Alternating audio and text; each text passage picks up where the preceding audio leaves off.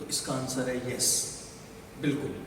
अगर आप टाइमली अपने लकवे के बाद हॉस्पिटल में आएँ और अपना ट्रीटमेंट स्टार्ट कराएं तो आपका लकवा पूरी तरह से ठीक हो सकता है। हमारे पास ओपीडी में बहुत सारे ऐसे लकवे के पेशेंट्स आते हैं, पैरालिसिस के पेशेंट आते हैं जिनका पैरालिसिस ठीक नहीं हो पाया। उनका एक ही सवाल होता है कि डॉक्टर साहब, क्या अगर हम टाइम पे हॉस्पिटल आ जाते, हमारा टाइम पे ट्रीटमेंट स्टार्ट हो जाता तो क्या हमारा लकवा ठीक हो सकता था? तो इसका आंसर है यस, बिल्कुल। अगर आप टाइमली अपने लकवे के बाद हॉस्पिटल में आएँ और अपना ट्रीटमेंट स्टार्ट कराएं तो आपका लकवा पूरी तरह से ठीक हो सकता है।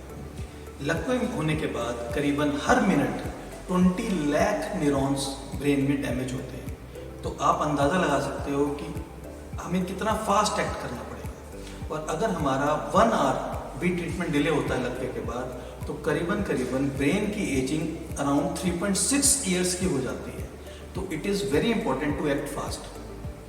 पैरालिसिस के अटैक में ब्रेन की एक वेसल में क्लॉट जम जाता है और वो ब्लॉक हो जाती है। तो हमारे पास आज की डेट में पैरालिसिस के अटैक के पेशेंट्स के लिए 2 तरह का ट्रीटमेंट अवेलेबल है। एक है कुछ दवाइयाँ जो उस क्लॉट को डिसॉल्व कर देती हैं, जिसको हम आईवी इंजेक्शन देते हैं और वो क्लॉट को डिसॉल्व कर देती हैं, जिससे ब्लड फ्लो ब्रेन में दोबारा स्टार्ट हो जाता है और पेशेंट का पैरालिसिस ठीक हो जाता है।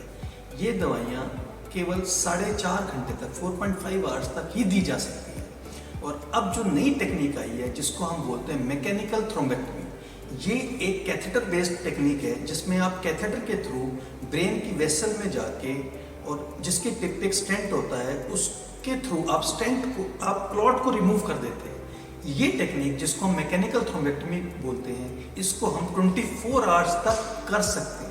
तो आज अगर पैरालिसिस किसी को होता है तो अगर उसका टाइमली ट्रीटमेंट हो, अगर वो टाइमली हॉस्पिटल में आए, उसको हम थ्रोम्बोलाइज कर दें, चाहे हम मेडिसिन देके चाहे मैकेनिकली, तो उसका लकवा पूरी तरह से ठीक हो सकता है।